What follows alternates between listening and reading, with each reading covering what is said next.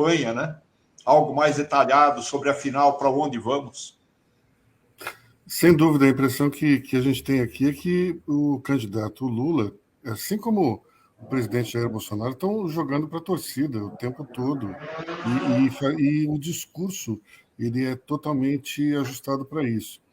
Queria, antes, fazer uma pergunta para o ministro, só comentar o que ele falou no bloco anterior, questão da fome, que eu acho que é um ponto muito importante para que todos nós discutamos aqui, porque aqui em São Paulo percebe-se claramente que a economia está retomando pelo trânsito, pelas atividades, só que a geração de empregos, como o ministro bem pontuou, ela ainda está muito lenta.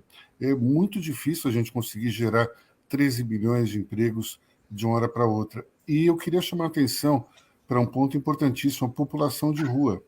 A população de rua em São Paulo, segundo dados da própria prefeitura, é de 31.884 pessoas.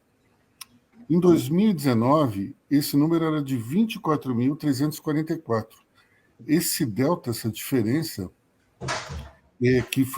que se cresceu aí em apenas 3 anos, é igual a toda a população de rua do Rio de Janeiro.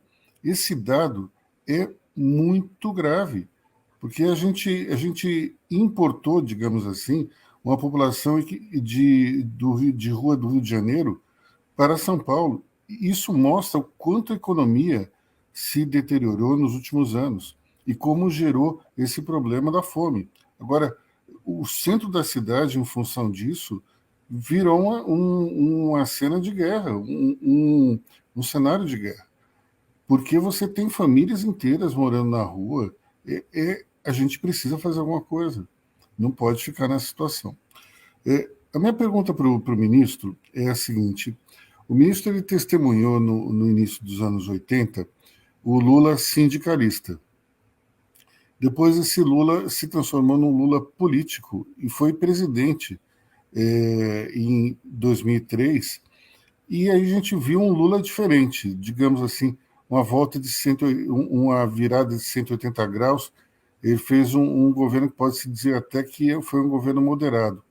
Mas agora, em 2022, a gente vê um Lula com um discurso bastante radical e de esquerda. Então, a minha pergunta é, será que, como diria Adriane Galisteu, ele deu uma volta de 380 graus e voltou a ser o Lula de 1982?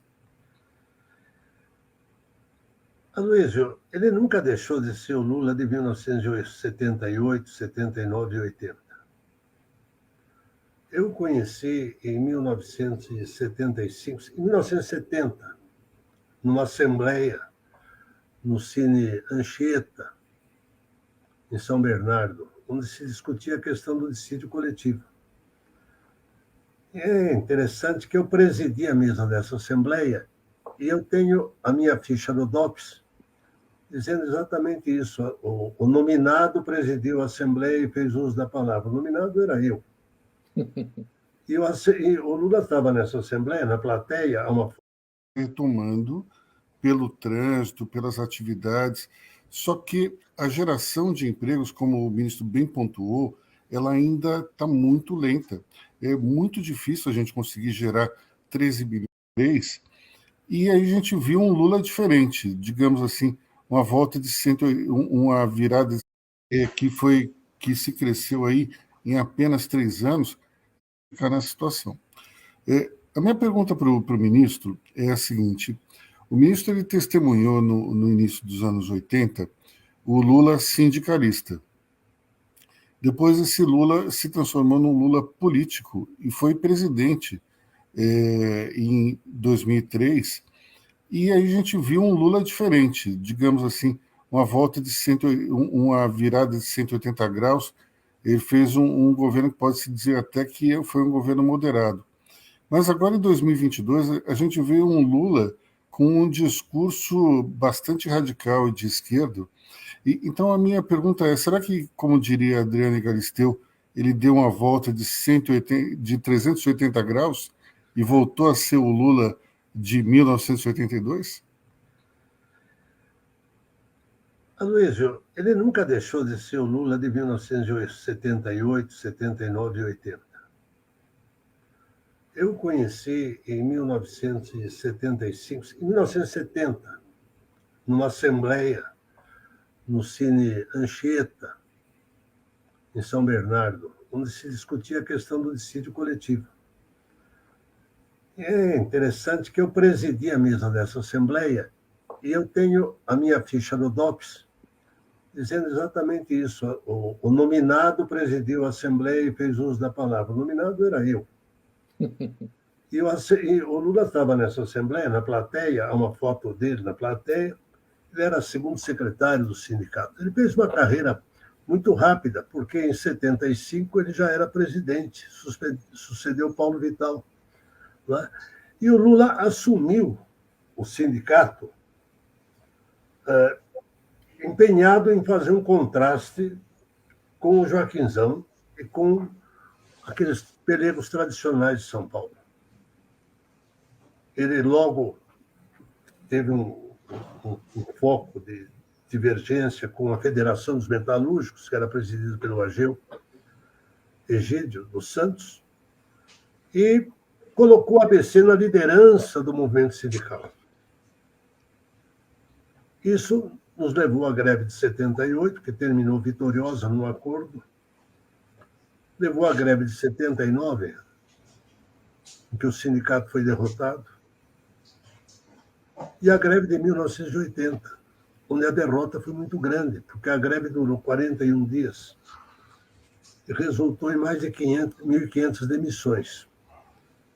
Interessante que o Lula estava com a vitória na mão, quando o TRT de São Paulo se declarou incompetente para julgar a greve, ou seja, não disse nem que a greve era legal, nem ilegal, disse, não é assunto meu.